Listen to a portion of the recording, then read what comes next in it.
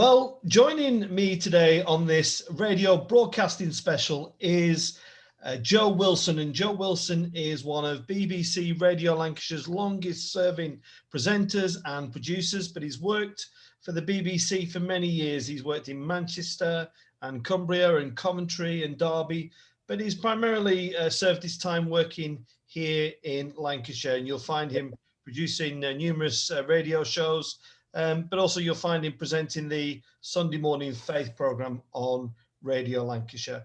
Normally it's Joe Wilson that does the interviewing, but today I'm delighted to say it's me that's interviewing Joe. So Joe Wilson, a very warm welcome to the Godcast. How are you today? Very well, thank you. Very well. And you? Well, I'm recovering, Joe. As some people know, I've yes, you've had it, haven't you? Had the dreaded COVID, and it hit quite hard. But anyway, that's enough about me. Whereabouts in Lancashire? Do you live in Lancashire, Joe? I know you work in Lancashire, but I do. Whereabouts are you? I do live in Lancashire. I'm one of a Bolton lad, and I grew up in Falmouth, which was in Lancashire when I was a lad in my short pants period. I grew up at Falmouth. I went to St Gregory's Roman Catholic School, which was at the time the proud claim to fame was that Frank Finlay also went there as well. And if you want some real trivia, directly across the road from where St Gregory's Roman Catholic Church is, or say is, I think it's now in the process of being pulled down. But for many years it was there. And it's quite interesting that literally diagonally across the road is a social club. And on that social club ground, which used to be a Conservative club, there used to be a bowling green, and they let the bowling green go. And we used to play football on there. And we'd play football on there until the guy who owned the Conservative club came out and threw us off, basically, ran us out of town. But our claim to fame is that on that ground now is built St Gregory's Roman Catholic Social Club, and that club is the one that became Phoenix Knights. So that's where Peter Kay filmed Phoenix Knights, and all around that area, and it's always been our claim to fame. And I lived there until I was about 13. We moved to Bolton, and since then I've always lived, broadly speaking, in the Bolton/Bury area. I went to live in Unsworth for a little while. But eventually we ended up living for a long time in the Bolton area and the Bury patch as well. We lived at Tottington for a bit. But now we live in Bolton le Sands. We live in the north of the county. So we've always come here for holidays and stuff like that. So now that's where we live. So you were brought up Roman Catholic, Joe. So did that mean weekly trips to church? Yes, it did. I was brought up a Roman Catholic. It's quite interesting, really. Now that I do broadcasting of all shades of faith and all sorts of denominations and all kinds of thinking, it surprises me when I look back to the way I was brought up and the church life in which I was brought up. I mentioned the bowling green we used to play football on, and subsequently became Phoenix Knights. But directly across the road from there was a Methodist church. And then across the road from that was our church, the Roman Catholic Church. And down the end of the road was the St John's, the Church of England church. So there was three churches broadly within more than spitting distance of each other. And as I was brought up, I was pretty much told, and it was pretty much drummed into me, you don't go in either of those other two buildings. Oh, you can't believe what goes on in there. You just go in this one, that's yours, and that's where you stay. And even when we got to be about 13, 14 years of age, I left when I was about 14 to go to live in Bolton, but I still used to go back to Falmouth all the time, because that's where all my mates were and everything. They used to have a really good youth club at the Methodist church, and I had to keep that relatively quiet that I used to go there, because that would have been seen as like defecting to the other side, as it were. And it's not like that now. I mean, you've got to bear in mind this is 50 years ago. It's not like that now, but it was like that then, and it was very much a distinction along the road. It was actually called Church Street, and Church Road was at the back of it, and there were these different denominations, and that's where people. And looking back on those times, Joe, did you follow the rules? Did you keep away from those other places, or did you? Yeah, I mean, largely for the fear of God, really. I mean, it was never actually stated what went on in places like that. It was never actually stated that this was a heretical place to go to, although my mother did used to see the Church of England as being sort of heretical from the Catholic Church. There was always this one phrase, wasn't there, in the Catechism, which said, "We are the one and only true God," or "We're the one and only true faith," and I think that was drummed into us. I mean, the Catechism and all that went around that was drummed into us, literally, chanted. You chanted it out. And so, yeah, we didn't actually have to keep apart from playing with the kids from those schools. My mum sort of like had a relaxation of the rules and regs, as it were. And she wasn't opposed to us going playing football on the field with people from other schools and what have you. That didn't seem to come into play then. But I do remember there was a family at the back of us, and I won't say the name of the family, but there was a family at the back of us, and my mum used to refer to as lapsed Catholics, and I was really meant to stay away from them. And they themselves, I think she had gone as far as to marry somebody who was divorced. Right. And that was seen as like, whoa, steady on. We don't want to have any of that going on. Yeah. I have to say, my mum did change her point of view as time went on, even in my case, because I'm married to somebody who was divorced. But she did take a very different turn a bit later on and became a lot more relaxed about it all. But in those days, in the mid-60s, it was seen, very much along demarcation lines, yeah. And now, kind of 50 years later, and kind of, Radio Lancashire very much is across all the faiths now. How do you reflect on that experience? It's moved on quite considerably, hasn't it? I look upon it now as being ridiculous. I mean, it clearly was ridiculous. And I think, in fairness to Roman Catholics, they too would now see it as being ridiculous. But that's just the way I was brought up. Now, my mum was a staunch Roman Catholic and was very dominant in our house, so that's how she saw life. And as her youngster, we kind of did what we were told to do, and that was it. I think one of the reasons why I would not consider myself to be a Roman Catholic now is because I left the faith. And I'd love to tell you I left the faith because I had some doctrinal reason for doing it, and that I had some big sort of like cloud that parted, and there was this great bolt of thunder that came down and said, "You're doing the wrong thing." I just got bored and basically left it. And I wouldn't describe myself now in any form or fashion as being a Catholic. But I have to tell you one thing. I went to do an interview with a Roman Catholic priest a few years ago now in Chorley. And this Roman Catholic priest was celebrating 50 years in the as a priest. Yeah. I went along and did this interview with him, and it was fine. And we were, chatting afterwards. And as I was walking down his driveway with him, he just turned to me and he said, "How long have you been a Catholic then?" And I said, "Well, I don't really see myself as a Catholic now. I was brought up a Catholic, but I'm not a Catholic." I said, "How do you know?" And he said, "It's just the way you speak to me." And I don't quite know what that means, but clearly it meant something to him, and he could deduce it from me just talking to him.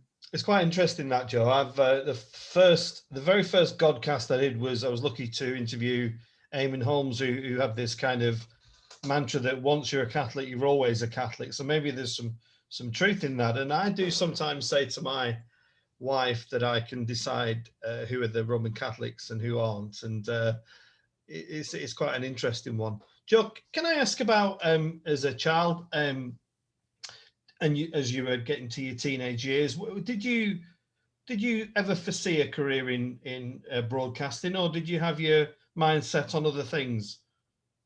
Well, I think like anybody else, I prefer to have played professional football.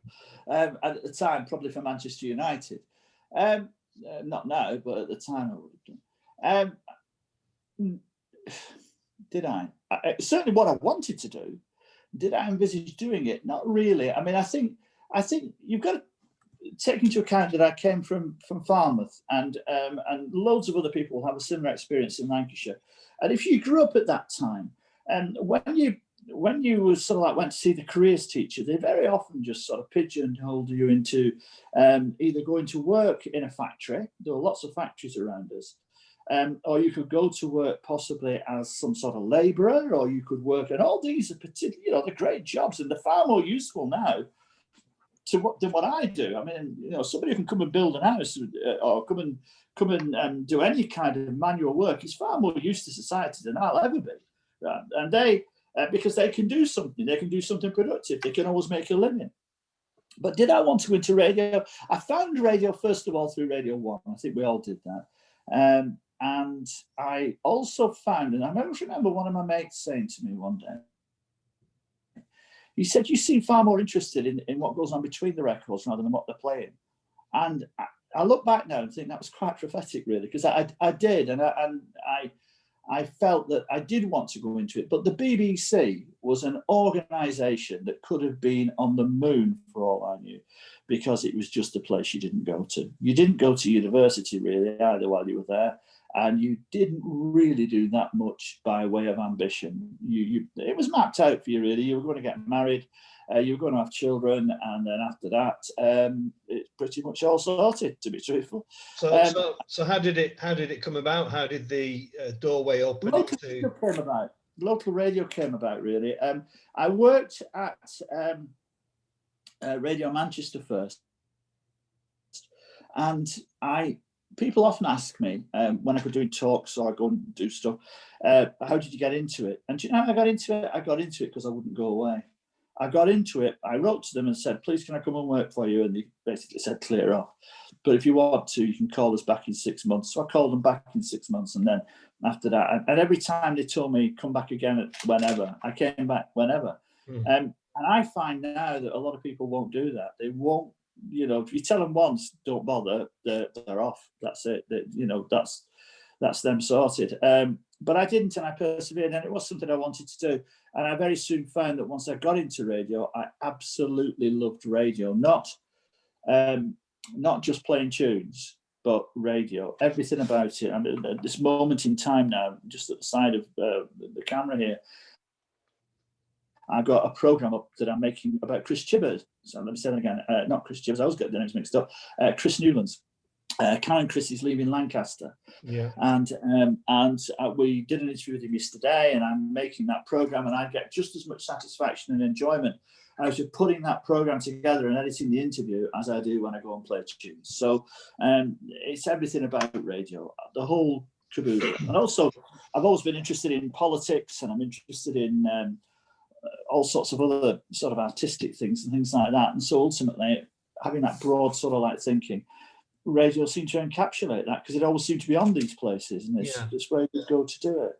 So that's how I got into it. Yeah, it's interesting what you said about the builder or ever doing far more worthwhile work than what you ever do. But I actually would challenge you on that, Joe, because I think for many people, and certainly the demographic of Radio Lancashire and who your listeners predominantly are, I think you are the builder, the plumber, the window cleaner, and a bit more, because you are that friendly, you in radio are the friendly voice to many people. And I'm one of these that floats around, actually. I listen to you on Radio Lancashire and I listen to the sports, but I do enjoy the different genres of radio. I've recently found LBC and I love it. And I think what attracts me to it usually is the presenter, and whether they make me feel welcome and whether I feel like I'm kind of really being, and with,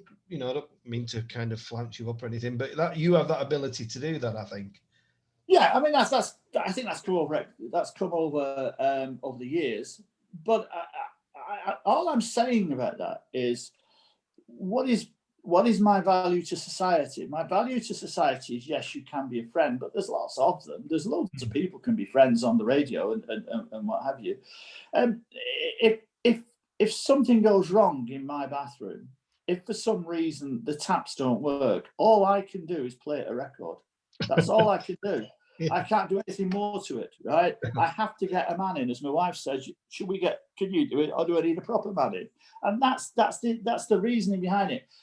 Yes, what I do is very important, and to a certain extent, and it does carry with it sort of like information, and you're telling people stuff and things like that. But in fundamental use of society, it is far more important that somebody can build a hospital than somebody can report on the fact that they have built a hospital. And that's what I'm saying, really. Okay. Is that we are, I hope to think every human being is important. And so what we do is important. Yeah. But if I'm really honest, the guy who sort of like doesn't let me bins flow over, and the guy who can clean me drains, and the woman who can come along and build whatever in my back garden, they're the people who can actually be quite more practical and more used to society than I'll ever. I'll give you that one then. I'll let you have that one, Joe. Just moving on, Joe. Just what do you think is the fundamental difference between local radio and national radio? A few years ago, there was some noises being made about the funding being removed from local radio and this, that, and the other. There was a bit of an uproar, wasn't there? And there's absolutely a place for local radio. But what do you think the two significant differences are? Well, I think local radio's place in society has changed over the years. When I first joined it, it was very much the poor relation of the BBC. It was the place where you perhaps learned your craft, and then you went on to go and work for other people and went on to work for them. And it was, in many ways, the poor relation. And also there wasn't much talk either between the two. The people might meet at BBC events, but, you work for them, do you? There was never any great sort of duopoly. Now that is completely and utterly different. We all know North West Tonight folk, they all know us. We know Radio Merseyside know us, we know Cumbria. Everybody knows everybody else. Social media has helped that a lot, but also respect has earned that a lot. And I think that the local radio has become fundamentally more respected within the BBC. And so consequently, I think it's relied on very much within the BBC. And Tim Davie, the Director General, has said only recently that it's the very heart of the BBC, in the sense that the BBC very much wants to get into communities that it hitherto has struggled to get into. And Radio 4, and God love them, we've all listened to Radio 4 and all still do, but the fact is that a lot of people saw it as just being for the south of England and just saw it for the southeast largely. That's probably not the case now, and I'm sure it isn't the case now. But the emphasis is that a lot of people believed, certainly out of London, that there was nothing really in the BBC for them until local radio turned up. And then it started to permeate into society that there was a radio station that talked about where they lived and what they were doing, and majored on the big things in their life, not necessarily the big things that somebody walking down Regent Street thought was good in their life. And that was, I think, where it all started to flower. And then as the people who are in authority realise the value of the local radio, and realise not just the broadcasting, but also the community sense of local radio. So, for instance, at the moment, one of the big campaigns is Make a Difference. And the idea is that you celebrate people who can make a difference within the community that you're living, but also at the same time, you too make a difference. You too try and do something that perhaps can be of help to others. And all these things, one way or another, have come together, I think, to give local radio a standing that's never probably been better than it is at the moment in the BBC. It's probably never been better than it is now. But there are challenges to all of the BBC. I mean, every bit of the BBC, you mentioned LBC a minute ago, that is a big challenge to the BBC. And lots of other things are as well. There's all manner of radio programming. And it's not just radio programming either. It's also social media, it's Facebook, it's all sorts of Facebook groups. And then there are now a lot more local radio stations. So, for instance, in our patch, we've got good work being done at places like Radio Leyland, and where I am in North Lancashire. We have one radio station at the moment that is currently available in Lancaster, 2 more coming online literally in the next few weeks and months. So, and then you go to Ribble Valley, and you can go to other areas of the county, and there are people with radio stations. And I heard only recently of another one that's going to start in East Lancashire. So the bottom line is that they see a thing, but they also see it as being even more micro and more in that area. But the BBC now, I think, really values it, and very often they come to us to find out what we know about things. I'll give you an example of that. When Franklin Graham was the big story around here, when he was going to do his events in Blackpool, the BBC came to Radio Lancashire to find out what was going on locally. The BBC networks came and rang me up and said, what's going on, and who do we speak to, and what is the story here, and who are the people we need to be talking to. And that happens all the time. If Blackburn Rovers are playing a game, very often the sports departments in London or wherever, Manchester as they often are, well, they are now there, they'll ring up and say, who's this fullback that you've got, or who's this, or who's that. And so it's very much all of one now. It didn't used to be like that, but it is now. Of course, the whole entertainment platform has been radically changed, hasn't it, by digital and things like this. I mean, podcasts, which I've gone into the last 6 months, I'm learning every day and every week how potentially big they are, and this is rather a small venture compared to some of them out there, but podcasting is moving very quickly, and the BBC are at the forefront of that, aren't they, really? Yeah, podcasts are very important. I do one myself. Podcasts are incredibly important. They're a method. Podcasts are just radio, really, but a different way of delivering it. And also, there's perhaps a bit more freedom on a podcast than there is on the radio. But you're right. The BBC is threatened, if that's the right word, or should we say, has to be made aware is very aware of things around it. So you do have Facebook, you do have podcasts, you do have LBC, and you have Talk Sport, and you have all the radio stations that are around at the moment. There hasn't been a radio station, brought into Britain since about 1985 that didn't want to take a chunk out of the BBC in some form or fashion. They've all identified an area of the BBC they thought they could fill better.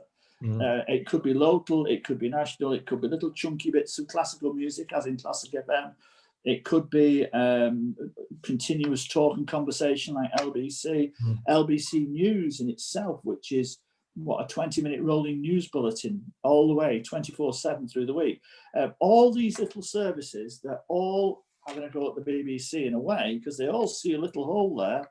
They all think, I'll tell you, we can fill that. And that is the competitive market. And the BBC is, I think, up to the challenge. They're more than up to the challenge. But one of those challenges is podcasts. And importantly, it's a challenge to the under 30s.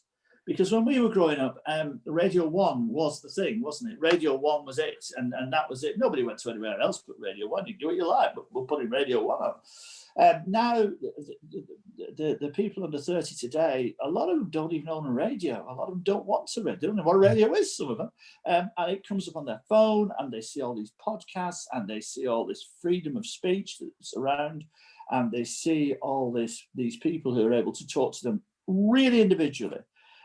As people, and those are the challenges the BBC through BBC Sounds, which has had a rocky start, I think, early doors, but now people seem to absolutely love it. That seems to be an area that the BBC is tackling now really well, I think. Just talking about the subject of freedom, Joe, I think I suppose I want to ask you, the BBC is usually to be seen as being impartial, isn't it? And I can't ever imagine somebody like Piers Morgan hosting Radio 4, because he's just got too much to say for himself. Do you think that's a positive for the BBC, or do you think actually if the BBC was and its presenters were allowed to be more controversial, maybe you're interviewing somebody about a religious topic, or Franklin Graham is a perfect example, I suppose your job is to get the both sides of the argument, isn't it? Where there must have been times, Joe, where you just wanted to weigh in and say, well, this is what I think. Hang on a minute. Yeah.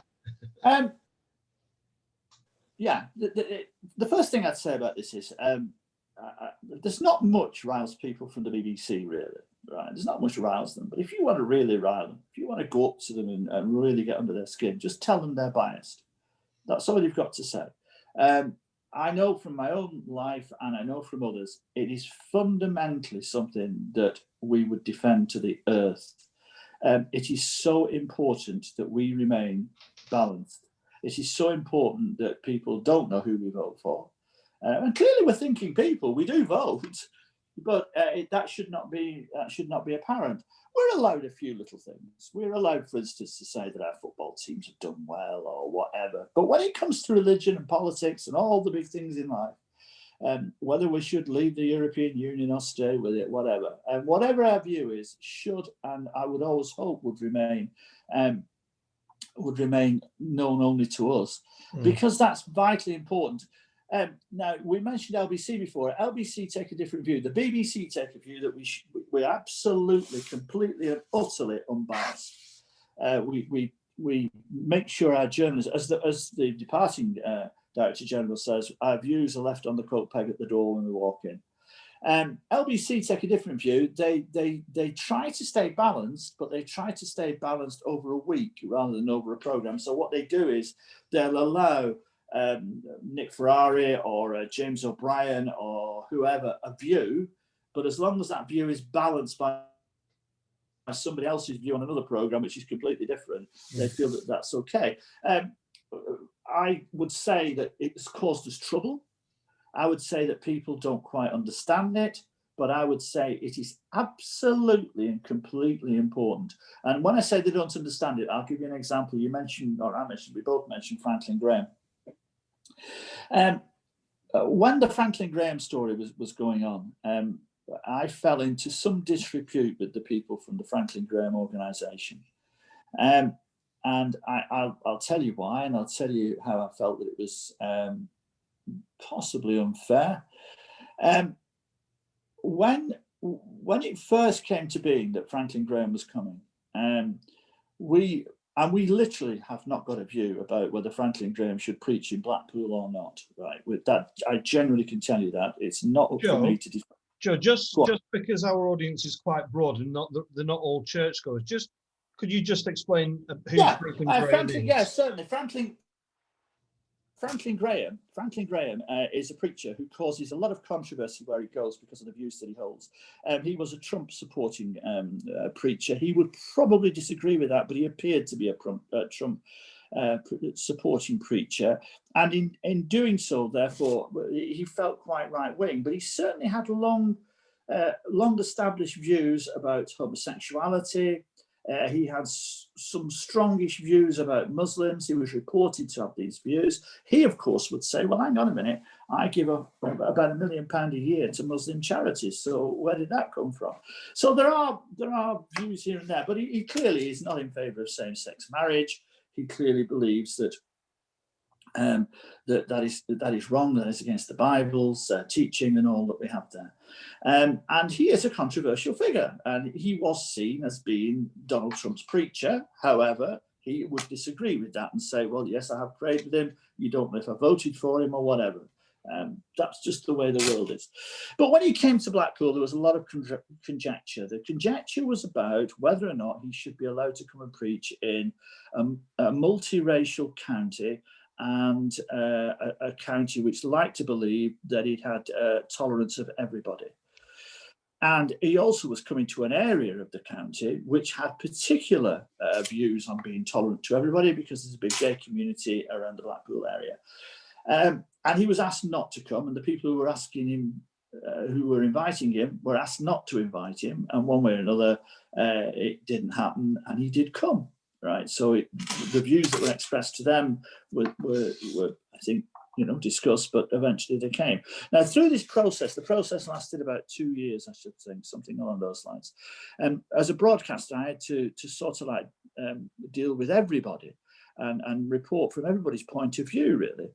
And so there's never any difficulty if somebody wants to get onto the radio and says, well, this is my point of view, and I want to say this, that, and the other, and and if I challenge them, that's fine. What the Franklin Graham organisation didn't want to agree was that I was being fair to everybody, and that yes, I was going to challenge them, and I was going to say to them, what about this, that, the other? You know, we would see that a lot of people in Lancashire might find that intolerable, and they didn't see that. I think towards the end they did. I think towards the end they saw that we were doing it, but it did manifest itself in that they weren't prepared to give me access to some of their people. No matter how much we asked, they wouldn't let us anywhere near Franklin Graham. There was one particularly, I would say, difficult interview, and I'll tell you why it was difficult. It was because when one of their number first came onto the radio, and he held views which are established amongst a lot of people. You know, there's a lot of people who hold these views. But one or two of the things that were being said to me, I'd have got sacked for saying. If I'd have said it, if I'd have gone on the radio and said it, I would have got sacked for saying. A lot of people in their jobs would have got sacked for saying it. So I can't let him just come on the radio and say it. You have to challenge that. And I think it's that challenge that they didn't like too much. But when it actually happened, when the event actually happened, they were very courteous to me. They were very helpful to me on the night. And they were very pleased with the coverage we gave them in the end. And they told me that. They said that they felt that the coverage we'd given them had been fine. But they didn't like the negativity that we also brought to the radio towards Franklin Graham. And that's what caused the problem over the 18 months or 2 years or however long it was. But we wanted to reflect all sides and to ensure that all sides got their view and to challenge those views which many would find a little difficult to take on board. And that's what we did. Yeah. But it didn't make it easy. No. Well, no, it was a tricky time for our diocese, I think, for many of us of all different opinions. Joe, you've the Radio Lancashire celebrating 50 years, isn't it? It's a great achievement. You must just love it. Do you still love the radio? Yeah, I don't think you can. It's what do I do? I mean, I'll give you another story. I go to the football, and there's a lady there who's sadly no longer with us now, but she was in her 80s, Florence, and she was lovely. And I used to see her every week. And one week she said to me, are you coming next week, to the game? And I went, no, I can't next week. I said, I'm working. I can't do it. She said, working? What do you do when you go to work? She said, you sit down, you go and play a few records and read the papers. Well, what's work about that? You want to get up and do a proper job. And the truth is, it's true. It is a taxing job. It's a job that you have with you all day, every day. There's no... Yeah. You never put it to one side. It's always there. I remember being on the Greek islands one year, and we were on a boat, and my wife said to me, you're a bit quiet. And I said, yeah, I was just working out. And I sat the afternoon. If on the programme we get this, and she leave it be, Let me see, and look around you. Look at these islands, the sea, everything. And you're worrying about what you do on the radio. And it is something that is always with you. And I wouldn't want it any other way. It's just the way it's always been. And when the time comes to stop doing it, it'll be a sad time. But I would still continue doing it in some way or other. I do like it, yeah. It's wonderful. In another world, I would love to have worked in radio. I'm quite envious, really. I did hospital radio in the 90s. And I just love the idea of... it's very different to kind of professional radio, but I produce it all myself, and I'd put a script in, and I would do a playlist which was on vinyl in those days, which gave me even more pleasure because I love vinyl records, and just absolutely love I love the genre of radio. I think it's such a wonderful platform. It is. I mean, I listen to all sorts of radio. I listen to all manner of things. But I find that the thing that is perhaps the most interesting are the people you meet, and probably the people you meet who aren't celebrities. I've met a lot of celebrities over the years. Some quite big names and some, not so big names. But yet I've still met far more interesting people who we would never have thought were in any way interesting until they walk through the door and they start to tell you their story. And everybody has got a story to tell. I remember once meeting a lady who's from this part of the world, actually. She lived in Torrizone. And I did this interview with her, and she said how it came about what she did. She said, I was just sat there one day, and she said, I watched the 5:45 news on the telly. And she said, I'm just watching this news, and I saw what was going on in Romania. This is the time, like in the early 90s. So I saw what was going on in Romania. So I said to my husband, I just said, I'm going to go and help sort that out. And he went, no, leave that, love. She said, no, I am. I'm going to go and I'm going to get that sorted out. So he said, well, you've never been out the country. And she said, no, well, I'll get a passport or whatever. So she went down to the travel agents, as you needed to in those days. She got herself a passport. She went and saw a friend, said, do you want to come?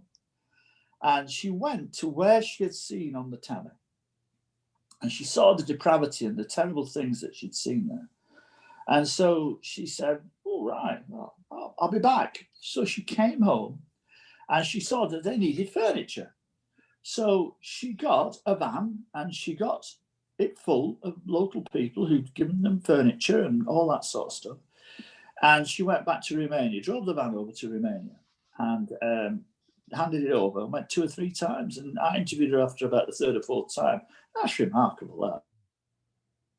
You know, you just start watching the telly one night. I said, I'll go and sort that out. And she just went off to this particular orphanage that she'd seen. Yeah. I met another man, a man who was, he's well known in Lancashire circles. He'd done a great deal of work. He was actually on the River Kwai. He was one of the people who helped build the railroad at the River Kwai, which was nothing like as glamorous, for want of another expression, as the film was. He was left with all manner of dreadful things that had gone on in his life. And he lived in Blackpool, and he was blind. And he lived on the top floor of this house on the South Shore, and the bottom floor was where he slept. So I did this interview with him on the top floor, and we finished. It was called Bill Griffiths. And I said, so Bill, why do you live upstairs? You keep coming up downstairs. Why do you live on the top floor? He said, it's so I can see the sea, Joe. I said, but Bill, you're blind. And he went, can't let it get you down, can you? And that's the kind of sort of like spirit that always fascinates me, always interests me. And the people we meet, again, I come back to how little we've done in the world. The people we meet are just remarkable in the fact that they're prepared to go and do stuff. I mean, the work you've done, the work that Pastor Mick has done, the stuff we saw on the telly, a lot of us wouldn't have done that, right? A lot of us would not have gone anywhere near doing something like that. And it's that kind of thing. It's the kind of people who get up and they go and do something and they make it better for the folk around them. And these are great folk to meet. And they're inspirational. They're people who you look at and you think to yourself, well, how come I'm sat watching Coronation Street and they're building that over there, or they're in Bulgaria sorting that out, or whatever. They're the real people. Celebrities are great, and you know, it's lovely meeting famous people, but the real people, they're the ones who really matter. They're the ones who've really got a story, and they've usually got a better story to tell as well. They're not just sung a song or told a few jokes. You know, they are people who've got stuff to say, and people who've done things. I spoke to, again, and a lad came to help us move house once. And he knocked on the door, and I opened the door, and he came in, and he said to me, it's Joe, isn't it? And I said, yeah. He said, I'm Bob. And I went, right. And he said, Bob, I was in your class at school, Bob. And I went, all right. And I thought to myself, there was nobody in our school with glasses and a bald head, but anyway, it was him. And I said, how's it been going on? What exactly has been happening? And he said to me, I've had a really strange experience not long ago. He said, I was in Iraq and I got fired at. And his life had taken him to Iraq. And he'd been out there doing work. Now he's a far more interesting person than somebody who's been wandering around Bolton for pretty much all their life and wandering around Lancashire interviewing other interesting people. Yeah. So one of the lads who comes to the football, He's a trucker on the west coast of America. You think to yourself, well, all right, but you know what I mean? He's done far more than I have. He's probably seen far more than I have. So it's really good meeting these people. And if I said their names to you, you wouldn't know them. But that's the important thing. Yeah. They're really, really interesting. Well, listen, Joe, you've added to what I hope is a very rich and diverse guest list on the Godcast. It's been really lovely just finding out a bit about you and talking to you about your career. And you know, I'm sorry that you have the disappointment of following Bolton Wanderers. It must be pretty traumatic. Listen, for you. We're worried at the moment whether Barrow are going to catch us. Right? Whether, you know, we used to be playing Liverpool. Right. Yeah, we used to be going to Turf Moor. Yeah, it's not like that anymore now, is it? No, a gentleman called Owen Coyle popped by and sorted all that out for us, didn't he? He did, yeah. So, Joe, listen, brother, it's been really lovely. And you as well. Nice to talk to you. And it's been fantastic. And your show is Sunday mornings. Every Sunday morning, you can catch Joe on Radio Lancashire. You can catch this interview on thegodcast.co.uk. And just to say thanks, Joe, it's been wonderful. Thanks for entertaining us over the years, and keep on broadcasting, brother. Keep on broadcasting. Okay. Take care of yourself. God bless.